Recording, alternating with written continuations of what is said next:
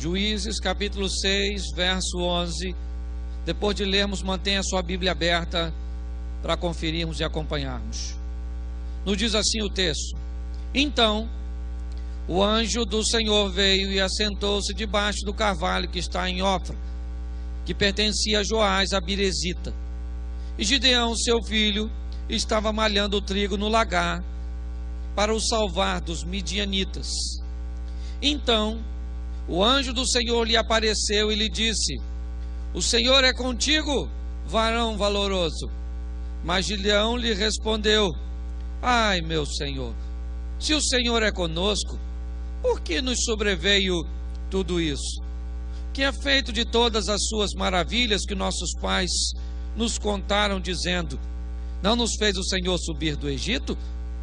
Porém agora o Senhor nos desamparou e nos deu nas mãos dos midianitas. Então o Senhor olhou para ele e disse: Vai nesta tua força e livrarás Israel das mãos dos midianitas. Porventura não te enviei eu?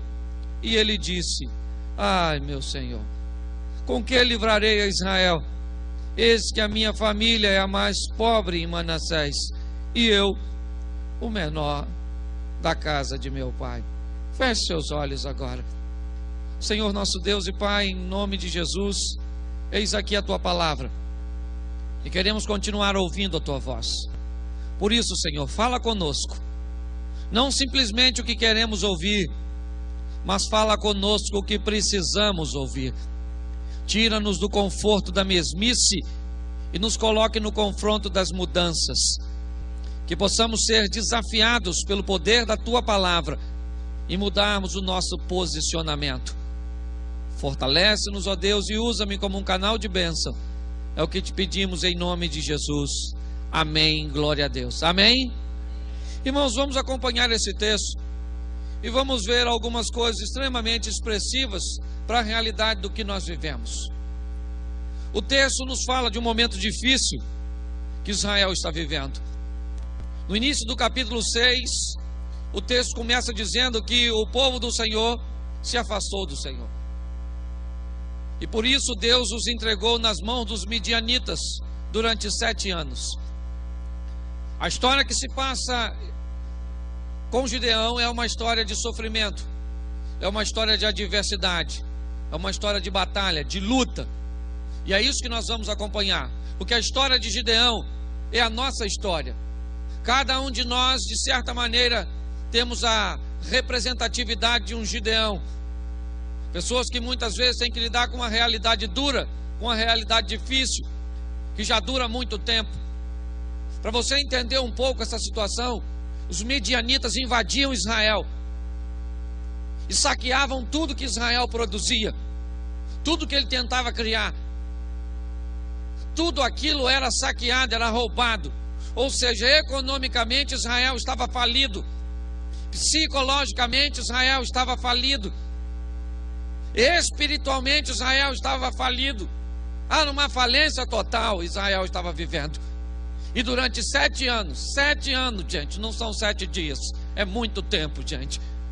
Para quem vive pouco igual a gente vive, para quem vive igual Deus, que é eterno, é moleza. 7 anos. Agora para a gente, não, se a bênção demorar um pouquinho, a gente já está reclamando: Senhor, apressa-te me socorrer, igual o salmista. Qualquer coisinha a gente está falando igual Elias: Senhor, eu quero morrer, e nem queria, mas estava pedindo. É ou não é? Então nós vamos ver que a vida é dura, meu irmão. E eu gosto de pregar sobre essa nossa realidade, porque é isso que nós vivenciamos. Israel está nesse contexto opressivo, vergonhoso, desapontador. Era isso, invasão sobre invasão. E nesse contexto, quem é que estava? Gideão. O texto que começamos a ler diz que Gideão estava malhando o trigo no lagar, quando o anjo do Senhor apareceu para Gideão e disse: O Senhor é contigo, homem valoroso. Em outras traduções, homem valente. Gideão vai responder o anjo de uma forma muito sincera, e nós vamos acompanhar essa resposta. Acompanhe comigo. Capítulo de número 6, versículo de número 13. Mas Gideão lhe respondeu: Ai, meu Senhor, se o Senhor é conosco, por que nos sobreveio tudo? Olha o que Gideão está falando. Observe agora, olha para mim. Agora, o anjo falou: o Senhor é contigo, homem valoroso. A resposta ao anjo foi essa: se o Senhor fosse conosco, não estava vivendo tudo isso que eu estou vivendo. Eu acho isso interessante, porque essa frase demonstra um sentimento. Essa frase demonstra um sentimento de decepção. Gideão está decepcionado. Ele diz: o Senhor não é conosco, porque se Ele fosse, eu não estava vivendo isso que eu estou vivendo. Porque quando nós sofremos muito, é comum nós nos decepcionarmos, irmão. A gente fica decepcionado à toa, basta sofrer. Como eu falei, o caso de Elias. Elias foi um cara fantástico, Deus era com ele, gente. O cara falava para cair fogo do céu, caía para matar de 50 em 50, 100 em 100. O cara era um incendiário. É ou não é? Fogo! Matou 450 profetas com a mão dele lá. Poxa, falou que não ia chover, ficou 3 anos e 6 meses sem chover. Falou que ia chover no dia que só tinha uma nuvem do tamanho da mão de um homem. Ele mandou Acabe sair correndo e falar para Jezabel tirar a roupa do varal, que a chuva estava vindo. É ou não é? Um cara fantástico era esse tal de Elias. Aí ele mata os 450 profetas de Baal. Já estava cansado, porque foi para o Ribeiro de Querite, foi para fora dos termos administrativos de Israel, de Acabe, né? Foi para lá, ficou. Deus ainda falou: arrumei uma viúva para cuidar de você. Se ele fala isso contigo, o que tu pensa? Uma viúvaça, uma viúva para cuidar de mim, rica, bonita. Só Deus mesmo, gente. Quando chega lá uma viúva catando lata, ou catando graveto, mas literalmente catando lata, é ou não é verdade?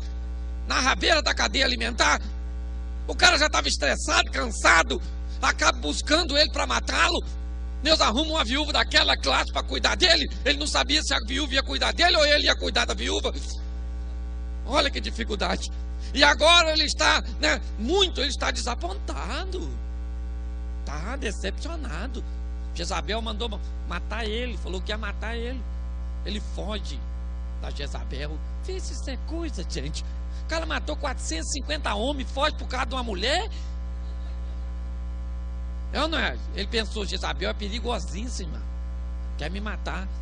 Saiu correndo, entrou numa caverna e falou: Senhor, me mata. Deus deve ter pensado: meu filho está a fim de morrer, fica lá, Jezabel te mata. Para quem me pedir para eu te matar, se Jezabel... E Deus estava afinzão de matar Jezabel, gente. Era só ele falar fogo na Jezabel e ela já era. Pare para pensar. Mas às vezes as crises, e ele era um homem de Deus, como Gideão era um homem de Deus, como eu e você, somos homens e mulheres de Deus, mas que estamos propensos a viver momentos difíceis, que podem até nos decepcionar. Talvez o seu marido seja aquele cachaceiro, pinguço, fedorento, que você pensa: Senhor, isso não é homem de dar pra gente. É ou não é? Mas é o que você tem, minha filha. Vou fazer o quê? Talvez seja sua sogra, sua nora, seu emprego. Não sei o que é que você tem. Também não sou obrigado a saber o que todo mundo tem no meio de um montão de gente dessa. É ou não é? Mas às vezes a adversidade durante um longo período causa decepções. Isso é muito comum. Você vê crente decepcionado. Estou decepcionado. Puxa vida. Se o Senhor é comigo, por que meu marido é assim? Se o Senhor é comigo, por quê? Por que isso tudo está me acontecendo? Note que ele está decepcionado. Mas não é só isso, não. Olha o que continua dizendo o texto. Olha o que Gideão continua respondendo: que é feito de todas as tuas maravilhas que nossos pais contaram, dizendo: não nos fez o Senhor subir do... Presta atenção o que Gideão falou. Se Deus é comigo, o que aconteceu com o poder dele? Que não está vendo o que eu estou vivendo? O que aconteceu com todas as maravilhas? Nós ouvimos falar desde pequenininho que ele abriu o mar vermelho, tirou o povo do Egito, foi fantástico com Abraão, Isaac e Jacó. E na minha vez acontece isso? O camarada está cético, está incrédulo. Ele está olhando dizendo: esse Deus é um Deus do passado, mas não é um Deus do... Porque nós precisamos aprender uma coisa no sofrimento, gente. O sofrimento vem para nos dar experiências com Deus. E nossas batalhas não vêm apenas, olha bem, grave isso. Nossas lutas, nossas batalhas, nossos combates, não vêm apenas para nos dar aquilo que perdemos.